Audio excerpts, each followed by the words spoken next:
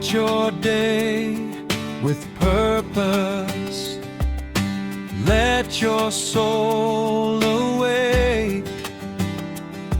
On the daily ride, find strength for every step you take. A journey with Jesus, discovering your true name. His love lights your path, no day is ever the same. The daily ride, let your heart be free. Devotion every day for you and me. Understanding grows, faith comes alive, step by step with Jesus.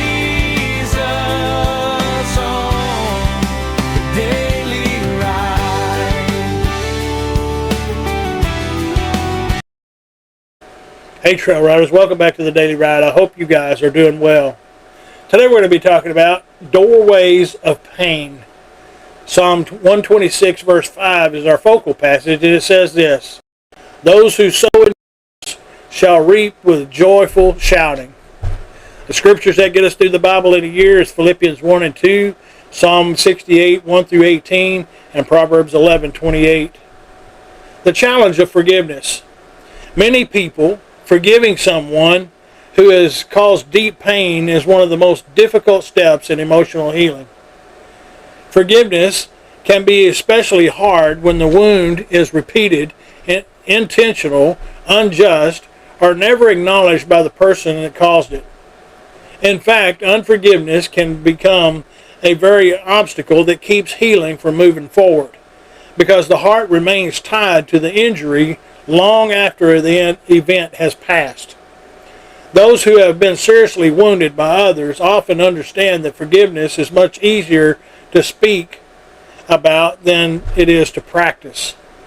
Forgiveness does not mean pretending the offense doesn't matter, or that it didn't happen, or excusing what is wrong, or denying the pain that it was ever caused.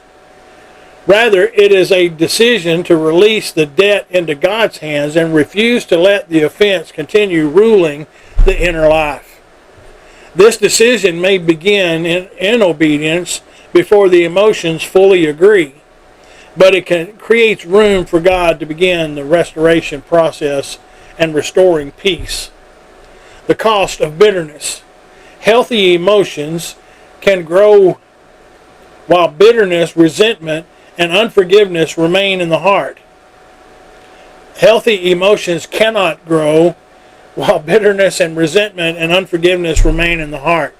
These attitudes act like poisons on the inner life, slowly affecting peace, joy, relationships, and spiritual strength. Bitterness can influence the way a person interprets others, responds to correction, receives love, and trusts again. Healing becomes difficult when the pain is continually rehearsed or the offense is continually held close. Resentment often convinces a wounded person that holding on to the offense provides protection. In reality, it usually keeps the wound open, gives the past continued influence over the present. God's desire is not merely to change the outward behavior, but to cleanse the inner places where anger, grief, and disappointment have become settled patterns. Facing the doorways of pain. When the Lord begins His healing work, He often reveals the hidden places where past wounds have shaped present reactions. These doorways of pain may include painful events, difficult relationships, disappointments, betrayals, losses, or unresolved truths from earlier seasons of life. Sometimes a present reaction is much stronger than the present situation, because it is connected to an older wound that has yet to be healed. Healing requires more than avoiding those places. It requires courage to face them with God's help. The Lord does not expose pain in order to shame his people, but to heal them from what has remained hidden. He brings forth with compassion. He brings truth with compassion, reveals what needs attention, and provides grace for each step of the process. What once felt too painful to face can become the place where his comfort, his wisdom, and restoring power are deeply experienced. Going through instead of running away. The pain of healing can be intimidating, and the natural temptation is to run away from it. Avoidance can bring temporary relief, but it rarely brings lasting freedom. Yet the Lord is near, and he desires to lead his people through the very issues that once seemed impossible to face. Going through the process is better than continuing to run from it, because endurance opens the way to freedom, restoration, and joy on the other side. The process may involve prayer, honest reflection, wise counsel, and repeated decisions to release the offense whenever painful memories return. Healing is often gradual, but each step of the obedience weakens the hold of the past.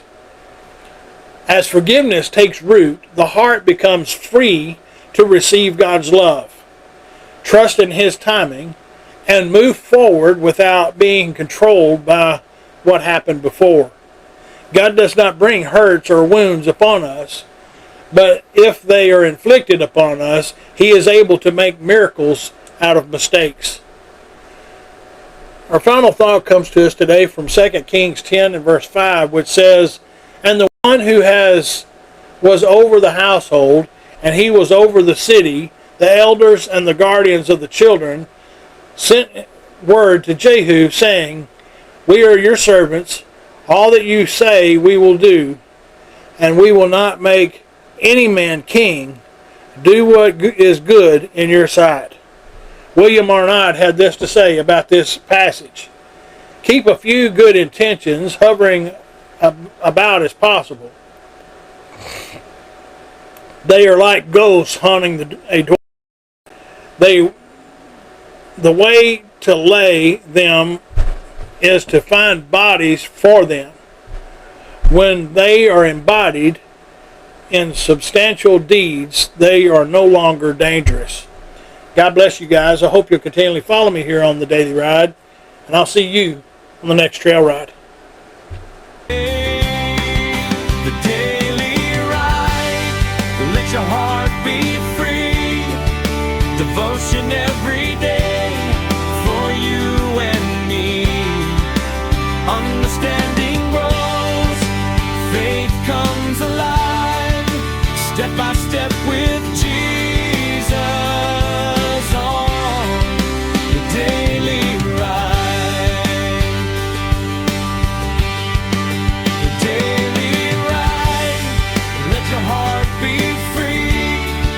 Devotion every day for you and me.